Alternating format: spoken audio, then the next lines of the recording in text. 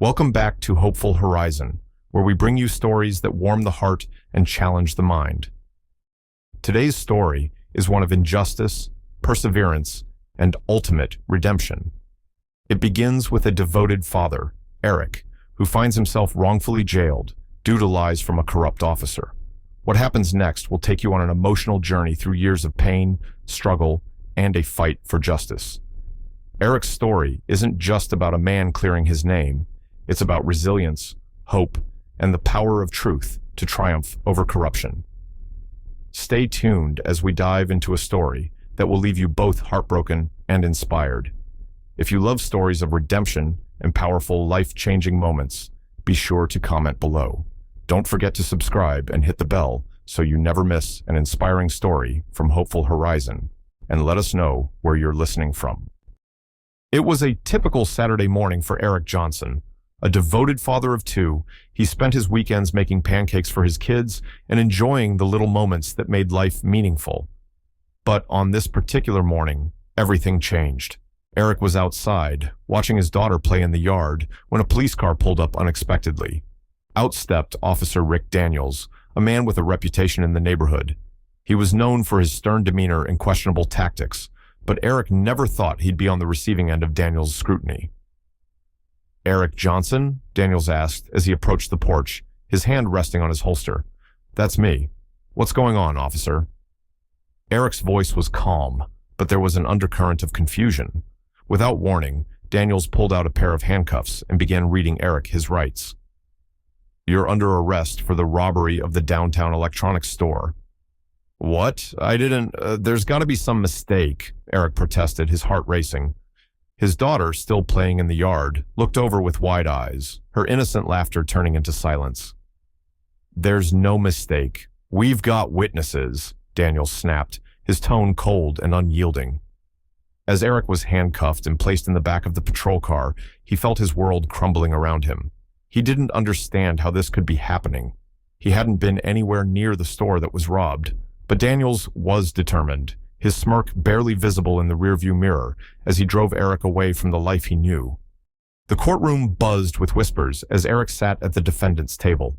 His lawyer, a public defender with too many cases and not enough time, didn't inspire much confidence. Across the room, Officer Rick Daniels sat proudly, his testimony filled with lies. Eric's wife, Maria, sat in the back of the courtroom, clutching their children close. Her eyes were red from tears, her face a mask of pain. She knew her husband was innocent, but the evidence Daniels presented painted a damning picture.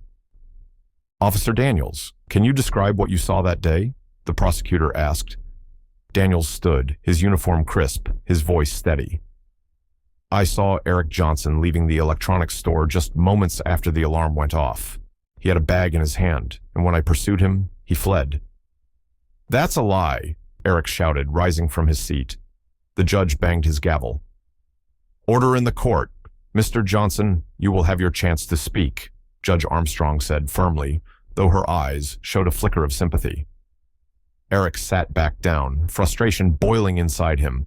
His alibi, a co-worker who had seen him at work during the time of the robbery, wasn't enough. The co-worker had moved out of state and couldn't be located for the trial. It seemed the system had already decided his fate. The jury deliberated for hours, but in the end, they believed Daniels' account over Eric's pleas of innocence. The verdict was guilty. As the gavel struck down, sentencing him to 10 years in prison, Eric felt the weight of the world on his shoulders.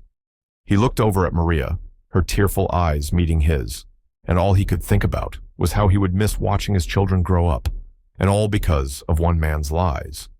Prison was a stark contrast to the life Eric had once known. Each day behind the cold iron bars felt like a lifetime. The monotonous routines, the harsh fluorescent lights that never seemed to turn off, the clanging of doors, and the ceaseless echo of other inmates. It all blended into a nightmare that felt like it would never end. He felt like a caged animal, constantly on guard, and the hardest part wasn't the physical confinement, but the emotional weight that came with knowing he was innocent. In the beginning, he clung to hope, writing letters to Maria and his children, urging them to stay strong. Maria's letters came regularly at first, full of love and promises that they would fight this together. But as the months dragged on, The letters came less frequently, and when they did, they were shorter, tinged with exhaustion and fear. The weight of raising 2 children on her own, with her husband wrongfully imprisoned, was wearing her down. Eric's greatest solace was his work in the prison kitchen. It wasn't glamorous by any means, scrubbing pots, peeling vegetables, but it gave him something to focus on, something to do other than count the days until his release. He made friends with a few of the other inmates, men who had their own stories of injustice, men who were just trying to survive. They formed an unlikely brotherhood, united by their shared struggles. But no matter how much he tried to adjust, the thought of his children growing up without him haunted him every single day. Emma was just starting to blossom into a young lady, and Michael was now at the age where he needed a father figure more than ever. Eric couldn't stand the thought of them going through life without his guidance, without his love. The injustice of it all made his heart ache in ways that words couldn't describe. One day, Eric received a letter from Michael. It was short, but poignant. "Dad, I miss you. I scored my first goal in soccer, but it wasn't the same without you there. When are you coming home?" Eric folded the letter carefully, his hands shaking. He realized, more than ever, that he couldn't just survive his sentence. He had to fight, not just for himself, but for his family. He knew that proving his innocence would be a long shot, but for the sake of his children, he had no choice but to keep trying. As the years dragged on, Eric's case seemed all but forgotten by the world, drowned out by the noise of other injustices and daily life. But just as Eric was beginning to lose hope, something unexpected happened.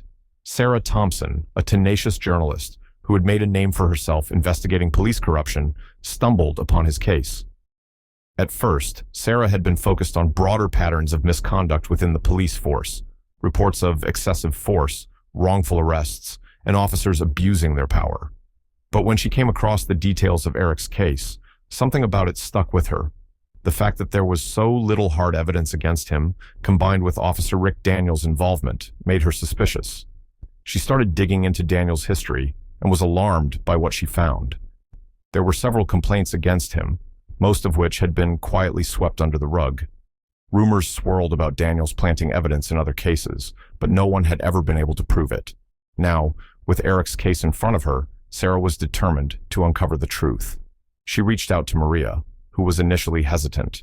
It had been years since anyone had shown interest in Eric's case, and the emotional toll had been immense. But Maria's love for her husband never wavered. She agreed to speak with Sarah and shared everything she knew about the case, including the coworker who had seen Eric at work during the time of the robbery. Through sheer persistence, Sarah tracked down the former coworker who had moved out of state and changed jobs, but still remembered the day of the robbery. "There's no way Eric could have done it," the man said. "He was right beside me working the register." Armed with this new testimony, Sarah filed a formal complaint with the district attorney's office demanding that Eric's case be reopened. But that wasn't all. Sarah also discovered something else. Officer Daniels had a personal grudge against Eric. Years earlier, Eric had reported Daniels for inappropriate behavior during a traffic stop, and though nothing had come of it at the time, it seemed Daniels had never forgotten. As Sarah pieced everything together, it became clear that Daniels had used his position of power to exact revenge on Eric. This was no longer just a case of wrongful imprisonment. It was an egregious abuse of power. When the motion to reopen Eric's case was granted, it sent shockwaves through the local community. For years, Eric had been painted as a criminal, and now, with new evidence coming to light, people began to question everything they had been told. In the days leading up to the new trial, Eric's emotions were a whirlwind of hope and fear. He had dreamed of this moment for so long, but now that it was finally here, the stakes felt impossibly high. If this second chance didn't work, he would spend the rest of his sentence in prison, watching his children grow up from behind bars. Sarah Thompson became a fierce advocate for Eric, working closely with his new legal team to present the evidence she had uncovered. In the courtroom, it was clear that Officer Rick Daniels was nervous. His once confident demeanor faltered under the weight of the truth. The turning point came when Sarah took the stand, presenting her findings with meticulous detail. The jury listened intently as she exposed Daniels' lies, piece by piece. It became clear that the original trial had been a sham, built on false testimony and fabricated evidence. Eric watched as Daniel squirmed in his seat, his once proud uniform now a symbol of shame. For years, Daniels had used his badge to destroy lives, but now he was the one facing judgment. The jury could see it too. They no longer saw Eric as the criminal. They saw him as the victim. As the trial continued, Maria sat beside Sarah, clutching her hands tightly. Eric's children, now older, sat behind her, their eyes filled with a mixture of anger and hope. They had spent so much of their lives without their father, but now there was a chance to bring him home. The courtroom was tense on the day of the verdict. The jury filed in, their faces solemn, and Judge Armstrong took her seat, her expression unreadable. Eric stood at the defense table, his heart pounding in his chest. After everything he had endured, this was the moment that would decide his fate. The head juror stood and, with a steady voice, delivered the words Eric had been praying to hear. Not guilty. A collective gasp filled the room, followed by an eruption of emotion. Maria broke down in tears, rushing to embrace Eric as the courtroom buzzed with disbelief and relief. Eric, though overwhelmed, felt a sense of peace wash over him for the first time in years. But his victory was bittersweet. While he had been exonerated, the years lost could never be recovered. His children had grown up without him, and his family had suffered through pain and hardship. Still, Eric knew that he had to move forward with grace, for his family's sake. Before leaving the courtroom, Eric did something unexpected. As the crowd began to disperse, he approached Judge Armstrong, who had been a stern but fair presence throughout both trials. He reached out his hand, a symbol of forgiveness, not just to her, but to the system that had failed him. "Thank you," Eric said, his voice steady despite the weight of the moment. Judge Armstrong looked at him with tears in her eyes, understanding the magnitude of his gesture. She shook his hand firmly, her voice trembling as she replied, "You've shown incredible strength, Mr. Johnson. I'm truly sorry it took this long." As Eric walked out of the courthouse, the sun shining down on him, he felt a renewed sense of hope. The battle for justice had been long and painful, but in the end, truth had triumphed. And while he couldn't change the past, he was determined to build a better future for himself and his family, one day at a time. Thank you for joining us on this emotional journey of resilience and justice. Eric's story reminds us of the importance of perseverance, truth, and standing up against corruption, even when the odds are stacked against us. If you found this story inspiring or thought-provoking, be sure to leave a comment below. Don't forget to subscribe to Hopeful Horizon and hit the bell icon so you never miss another powerful story like this one. Let us know where you're tuning in from, and as always, stay hopeful.